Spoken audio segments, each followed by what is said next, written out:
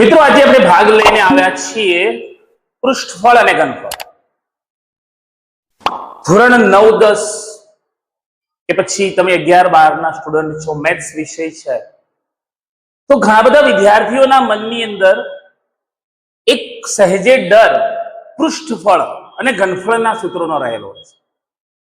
અને એ ડર લઈ અને એ લોકો આગળ વધતા હોય છે અને કેટલીક વાર સ્પર્ધાત્મક પરીક્ષામાં પણ એ ડર કાયમ રહે છે.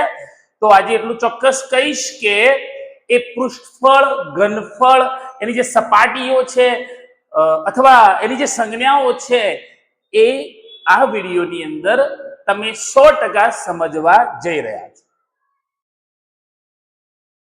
સહેજે આપણે પૃષ્ઠફળ વિશે, ક્ષેત્રફળ વિશે વાત કરીએ તો જે પદાર્થ વિશેનું આપણને વર્ણન કરેલું છે એ પદાર્થની જે સપાટી અથવા આપણે બહારથી જે સપાટી જોઈ શકીએ છીએ અને જેના વિશે આપણને પૂછ્યું છે એ સપાટીનું જે માપન છે, ક્ષેત્રફળ.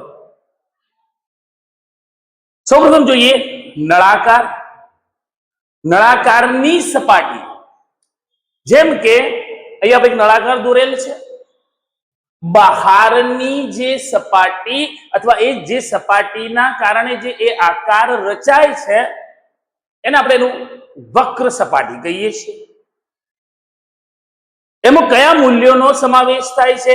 તો એને આપણે જે નળાકાર ઊભો છે, હાઈટ, જેને આપણે કહીશું h એટલે ઊંચાઈ, r એ નળાકારની ત્રિજ્યા છે. જો આપણે એ નળાકારની માત્ર વક્ર સપાટીનું ક્ષેત્રફળ જોઈએ છે, નળાકારની વક્ર સપાટીનું ક્ષેત્રફળ, નળાકારની વક્ર સપાટી 2πrh, 2πrh એટલે કે 2π વડે ગુણી અને ત્રિજ્યા અને ઊંચાઈ સાથે આપણે ગુણીએ તો આપણને એની વક્ર સપાટીનું ક્ષેત્રફળ મળે છે. ફરીથી એકવાર, નળાકારની વક્ર સપાટી 2πrh, એ મૂલ્યોની અંદર 2 ગુણકમાં પાઈ ની કિંમત 22/97 હોઈ શકે, 3.14 જો આપેલી હોય તો આપણે એ લઈશું. r જે એની ત્રિજ્યા છે અને h એટલે જે ઊંચાઈનું મૂલ્ય આપેલું છે એ આપણે ગુણકમાં લઈશું. ત્યારબાદ જો એ નળાકાર, ખાસ નોંધ કરશું, જો એ નળાકારને એવું કહ્યું કે એક છેડે બંધ નળાકાર, અથવા એવો શબ્દ વાપરે છે કે એક છેડે ખુલ્લો નળાકાર. જો એક છેડે બંધ શબ્દ વાપરે તો એનો સીધો મતલબ એમ થાય છે કે બીજા છેડે ખુલ્લો, અથવા એવો શબ્દ વાપરે કે એક છેડે ખુલ્લો નળાકાર, તો મતલબ કે બીજા છેડે બંધ છે. તો એક છેડે બંધ અથવા ખુલ્લા, એક છેડે બંધ અથવા ખુલ્લા નળાકારનું પૃષ્ઠફળ. જો એક છેડે બંધ છે તો એની વક્ર સપાટી રહેશે, અને કાં તો તળિયું કાં તો ઉપરનું ઢોકણ કંઈક બંધ છે. તો એ કયા આકારનું છે? તો એ વર્તુળાકારનું છે. ખાસ મિત્રો નોંધ કરો કે એક સૂત્રની અંદર, ક્ષેત્રફળ કે પૃષ્ઠફળની અંદર, જો આપણે એક વર્તુળ એડ કરવું છે તો πr², અને આપણી કેટલીક જરૂરિયાત એવી પેદા થાય કે 2 વર્તુળ એડ કરવા છે તો 2 વખત πr² એટલે કે 2πr². અહીંયા એક જ છેડે બંધ છે તો વક્ર સપાટી માટે શું કહીશું? જે આગળ કીધું એ પ્રમાણે 2πrh, અને એક છેડે બંધ તો πr². રેડી? એક છેડે બંધ છે માટે આપણે πr², એક વર્તુળ ઉમેર્યું છે. નળાકારની વક્ર સપાટી પ્લસ એ ત્રિજ્યાને લગતું જે વર્તુળ πr² અંદર આપણે ઉમેરીએ તો એવું કહેવાય કે એક છેડે બંધ કે ખુલ્લા નળાકારનું કુલ પૃષ્ઠફળ. ત્યાર પછી જો એ નળાકાર બંને છેડે બંધ કયો છે તો બંધ નળાકારનું કુલ પૃષ્ઠફળ. તો વક્ર સપાટી 2πrh અને બંને બાજુ વર્તુળાકાર સપાટી એટલે કે 2πr². વક્ર સપાટી 2πrh, બંને છેડે બંધ તો 2πr². બે છેડા વર્તુળાકાર છે માટે આપણે 2 વર્તુળ અંદર ઉમેર્યા. ઓકે, ફરીથી એકવાર નળાકારની માત્ર વક્ર સપાટી 2πrh, એક છેડે બંધ 2πrh પ્લસ πr સ્ક્વેર, બે છેડે બંધ 2πrh plus 2πr square. Okay, શંકુ, શંકુની અંદર ત્રણ મૂલ્ય, જેમ કહી શકાય કે અહીંયા આ ત્રોસી ઊંચાઈ છે, જેના માટે સંજ્ઞા લઈશું L. ત્યાર પછી સીધી ઊંચાઈ, જેના માટે આપણે સંજ્ઞા લઈશું H, અને ત્રિજ્યા, જેના માટે સંજ્ઞા લઈશું R. શંકુની અંદર એની જે ગણતરી છે, ગણતરીમાં આ ત્રણ મૂલ્યો છે. એનું પૃષ્ઠફળ અથવા ઘનફળ શોધવા માટે આપણને ત્રણમાંથી કોઈ બે મૂલ્ય આપ્યા અને ત્રીજા મૂલ્યની આપણે જરૂરિયાત હોય ત્યારે આપણે પાયથાગોરસ પ્રમેયનો યુઝ કરવો પડે છે, કારણ કે આ ત્રિકોણ એક કાટકોણ ત્રિકોણ બને છે અને પાયથાગોરસ પ્રમેય પ્રમાણે કર્ણની લંબાઈનો વર્ગ બાકીની બે બાજુની લંબાઈના વર્ગોના સરવાળા બરાબર. અહીંયા આપણો કર્ણ કયો છે? તો L. તો આપણે સૂત્ર શું લખી શકીએ? L² બરાબર x² પ્લસ r². ફરીથી કહીશ, જરૂરિયાત ઘનફળની હશે તો કોઈ બે મૂલ્યોની જરૂરિયાત હશે, એ જ પ્રમાણે વક્ર સપાટી ક્ષેત્રફળ હશે તો કોઈ બે મૂલ્યોની જરૂરિયાત હશે. જ્યારે પણ આપણને એમ લાગે કે આ લંબાઈ આ બાબતની આપણે જરૂરિયાત છે એ આપેલું નથી, તો પાયથાગોરસ પ્રમેય પ્રમાણે એ મૂલ્ય પ્રથમ આપણે શોધીએ છીએ. જોઈએ શંકુની વક્ર સપાટી, શંકુની વક્ર સપાટીનું ક્ષેત્રફળ πr_l. માત્ર વક્ર સપાટી, કોણાકાર જેને કહી શકાય, એમ કહી શકાય કે જોકરની ટોપીનો આકાર, માત્ર વક્ર સપાટી πr_l. અને એમ પૂછે કે શંકુની કુલ સપાટી, મતલબ કે એનું તળિયું બંધ છે. કયા આકારથી બંધ છે? ફરીથી એમ કહ્યું તે પ્રમાણે કયા આકારે બંધ છે? તો વર્તુળાકાર. અને વર્તુળાકાર ઉમેરવા માટે શું કરીશું આપણે? Plus πr².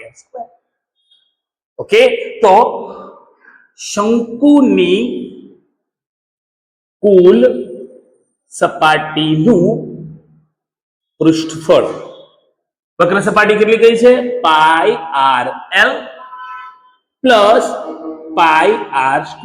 મતલબ કે વર્તુળાકાર સપાટીથી એ શંકુ બંધ છે.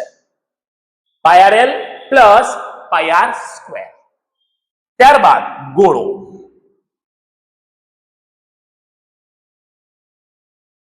ગોળાની આ વક્ર સપાટી આપણે દર્શાવેલી છે. ગોળાની વક્ર સપાટીનું ક્ષેત્રફળ જોઈએ તો ગોળો ચારે બાજુથી વર્તુળાકાર સપાટી દેખાય છે આપણને, એવું ધારીને આપણે આગળ વધીએ માટે આપણે કહીએ કે ગોળાની વક્ર સપાટી 4πr². હવે એ જો ગોળો છે એ પોલો છે અને એને અધ વચ્ચે કાપી લેવામાં આવે છે, તો માત્ર ઉપરની અડધી જે વક્ર સપાટી છે દેખાય છે, તળિયામાં કશું છે નહીં. તો અર્ધ પોલા અર્ધગોળાની વક્ર સપાટી બરાબર 2πr², અડધી સપાટી. પણ માની લો કે ગોળો નક્કર છે, ભરેલો છે. સપોઝ એક્ઝામ્પલ, પોલો ગોળો કોને કહીશું? ધારો કે પ્લાસ્ટિકની દડી છે અને આપણે વચ્ચેથી કાપીએ છીએ તો નીચેની સપાટીમાં કોઈ જોવા મળતું નથી. પણ માની લો કે ગોળ તરબૂચ છે અને તરબૂચને આપણે વચ્ચેથી કાપીએ છીએ, નો ડાઉટ એની ઉપરની લીલી સપાટી તો અડધી થઈ ગઈ 2πr², પણ નીચે એક વર્તુળાકાર લાલ સપાટીનો જન્મ થાય છે કાપવાથી. ફરીથી એક વર્તુળ અંદર ઉમેરવું પડશે. ઉમેરીશું એટલે કેટલા થશે? πr². અડધી સપાટી 2πr² તો હતી જ, અને એમાં πr² ઉમેરવાનું થાય તો ટોટલ કેટલા થાય મિત્રો? 3πr². તો બંધ અથવા નક્કર અર્ધગોળાની કુલ સપાટીનું પૃષ્ઠફળ, બંધ કે નક્કર અર્ધગોળાની કુલ સપાટીનું પૃષ્ઠફળ જે થશે 3πr². ફરીથી કહીશ, એ બંધ છે કે નક્કર છે, પરિણામે એની વક્ર સપાટી તો અડધી થાય છે, પણ નીચે એક વર્તુળાકાર સપાટી જન્મે છે, પરિણામે કુલ પૃષ્ઠફળ બરાબર થશે 3πr². એક જ મિનિટમાં ફરીથી પુનરાવર્તન કરીએ તો નળાકારની વક્ર સપાટી 2πrh, એક છેડે બંધ 2πrh પ્લસ πr², બે છેડે બંધ 2πrh પ્લસ 2πr², શંકુની વક્ર સપાટી πrl, કુલ સપાટી πrl પ્લસ πr², ગોળાની વક્ર સપાટી 4πr², એ ગોળો જો પોલો છે 2πr², અને જો બંધ છે તો 3πr². એવું જરૂરી તો ના હોય કે આપણને પૃષ્ઠફળના કે ક્ષેત્રફળના જે દાખલા આપેલા છે એમાં એક જ પદાર્થ વિશે કહ્યું હોય. કદાચ બે પદાર્થ સાથે જોડાયેલા સંયોજિત પદાર્થ જેને કહેવાય, તો એટલા માટે જ મેં શરૂઆતમાં એમ કહ્યું હતું કે પૃષ્ઠફળ કે ક્ષેત્રફળ એવી વસ્તુ છે કે બહારથી આપણને સપાટી કેટલી દેખાય છે. સપોઝ માનો એક નળાકાર છે, થોડાક ઉદાહરણ દ્વારા આપણે એમને સમજી લઈશું, અને એ નળાકાર પોલો છે અને ની પર બંધ બેસતો, નોંધ કરજો મિત્રો, બંધ બેસતો એક શંકુ બેસાડેલો છે. તો આવી પરિસ્થિતિમાં આપણને કયો કયો બહારથી આકાર દેખાય છે? તો માત્ર દેખાય છે શંકુની વક્ર સપાટી પ્લસ નળાકારની વક્ર સપાટી, મતલબ 2πrh પ્લસ πrl. એવું બની શકે કે એ નળાકાર અથવા એવો કોઈ નળાકાર અને બંને છેડે શંકુથી બંધ હોય. જોઈએ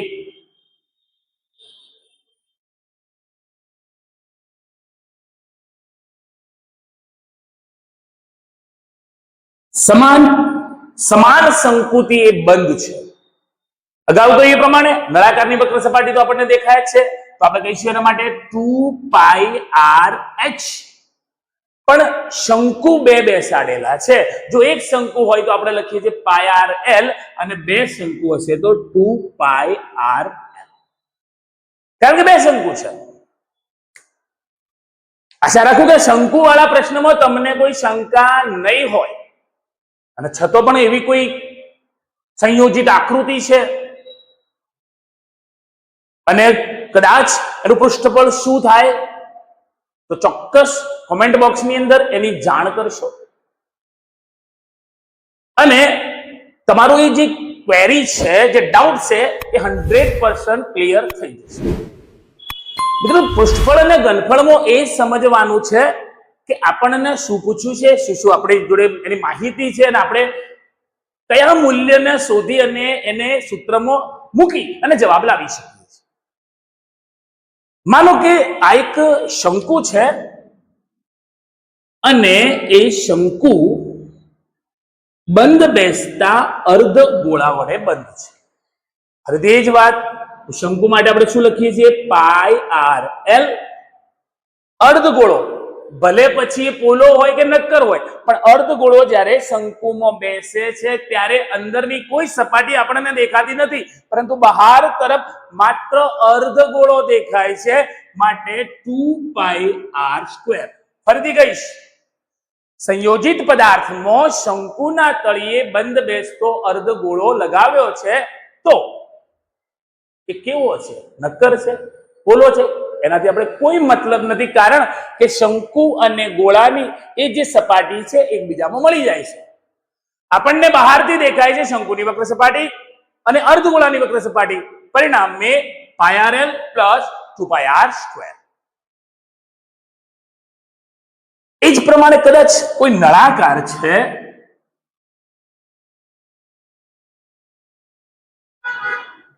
અને એક નળાકારનો એક છેડો અર્ધગોળાથી બંધ છે, તો નળાકારની વક્ર સપાટી માટે શું લખીએ છીએ? 2πrh, અને ફરીથી અડધા ગોળા માટે 2πr². રેડી? એવો સંયોજિત પદાર્થ કે એ નળાકાર છે અને એના બંને છેડા અર્ધગોલકથી બંધ છે. રેડી? તો નળાકાર માટે 2πrh, એક છેડે અડધો ગોળો, બીજા છેડે અડધો ગોળો, અને જો બંને ગોળાનો ક્ષેત્રફળને આપણે જોડી લઈએ 2πr² plus 2πr² means 4πr². એવા સંયોજિત પદાર્થનું પૃષ્ઠફળ કે એના એક છેડે શંકુ બેસાડેલો છે, એક છેડે અર્ધગોલક બેસાડેલો છે. તો ફરીથી કહીશ, બંધ બેસતા એટલે માનીને ચાલીએ છીએ કે તમામની ત્રિજ્યા સમાન હોવી જોઈએ. નળાકાર માટે 2πrh, અડધા ગોળા માટે 2πr² અને શંકુની વક્ર સપાટી માટે πrl. આ પ્રકારના દાખલાઓ કેટલીક વાર તમે એવું પણ જોયું છે કે 2πr કોમન કાઢી લઈએ.